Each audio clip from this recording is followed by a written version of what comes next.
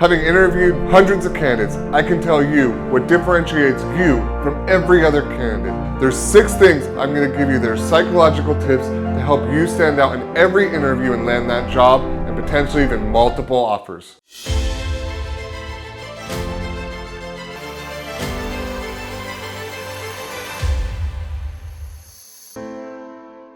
The first most important thing you need to know when you're interviewing that's going to make you stand out from all other candidates is be the interviewer.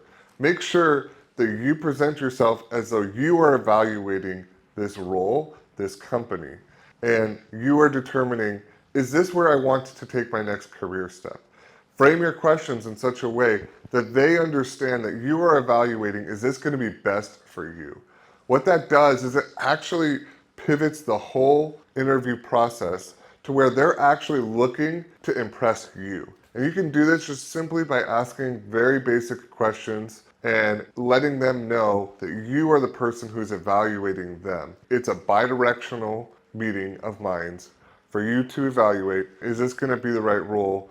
And I have options. By doing that, it communicates that you are somebody who's not only confident, but somebody who knows your place in the market. Number 2, specifically with the hiring manager, it's going to be, you need to know how to cast a vision for that hiring manager on what his future is going to look like with you in it. So every time they ask a question, you need to frame your response in such a capacity that you are enabling them to see how you are going to fulfill not only the role that they're looking to place, but longer term vision, how you're going to be adding value far exceeding what they're anticipating and looking for in this role. So this is going to be very basic. If you get a question that basically says, tell me about a time when you did X, Y, and Z, you can say, give a brief and concise answer, and then turn around and say, and that's why I think with this role, if I'm understanding this role, am I going to be able to do X, Y, and Z? Because I would really love to do these things in this role.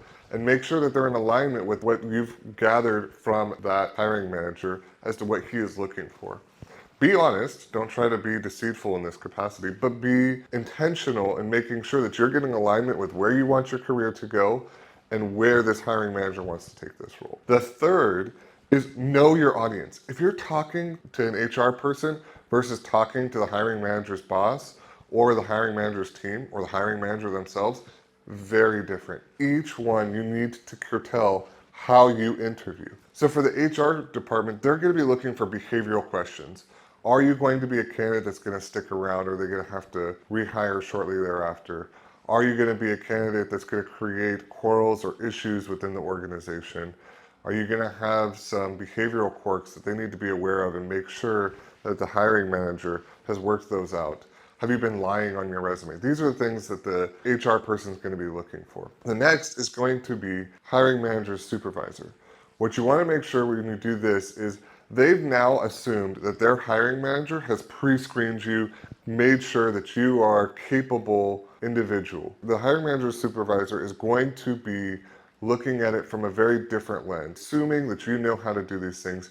Now he's looking at it from, how are you going to add the value to the organization, and how are you going to specifically bring value to his department, and are you going to fit with his department? And so if you go ahead and make sure you present yourself in such a way that you did with the hiring manager, but leave out a lot of the technical details of that interview, unless that supervisor is driving that to that degree. You're going to have number 4 is be succinct. One of the worst things is sitting in an interview and you're having to hear somebody just kind of drudge on about how they were working on a project and this and this and this and this and this. Be succinct. Here's the rule I give myself, and you should follow it as well. The 1 to 2 minute rule. If you've been talking for 1 to 2 minutes and you have not had a response from the person that you're interviewing, you've been talking too long, or just do a detailed check. Is this what you're looking for? Ask them a question, pivot the conversation, make sure that the conversation is dynamic and moving and people are engaged. If you're just rambling on, you've lost their interest and you're likely not going to stand out. So be succinct and try to answer each question in as few words as possible while still casting that longer term future vision. Number 5, if you don't know the answer to the question, be honest. and frame it in such a way that you're like, hey, that's a great question. I'm taking notes. I'm going to write this down. And I'm going to research this. I'm looking forward to providing you with the response of what I've come up with upon my research. And I just want to confirm that's what you were looking for into the future. Would you mind if I send you a follow-up email addressing this? Because I'm totally intrigued. I want to learn more. This demonstrates that type of a response will show that you're a researcher. You're somebody who wants to learn. You're going to be dynamic. You're going to be able to fill a role.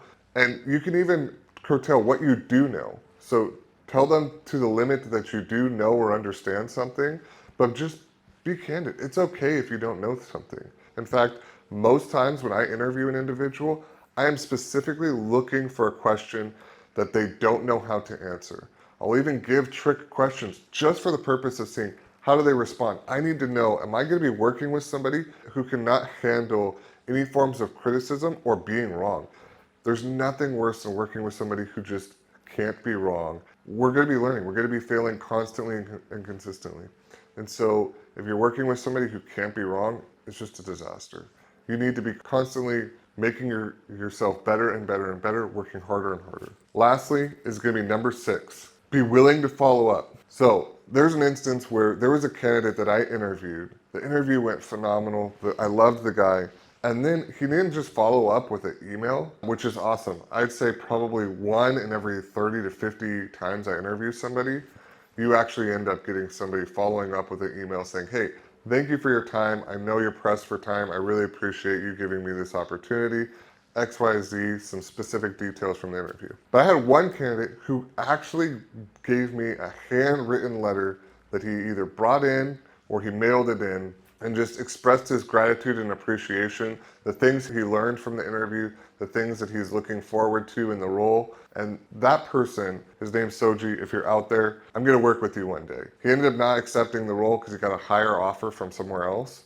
But Soji, I will work with you into the future just because of that letter and the character of who you are that was truly shined not only in that interview, but just in the letter that you sent. And to that capacity, write a handwritten letter and you will blow away how you stand out from other candidates.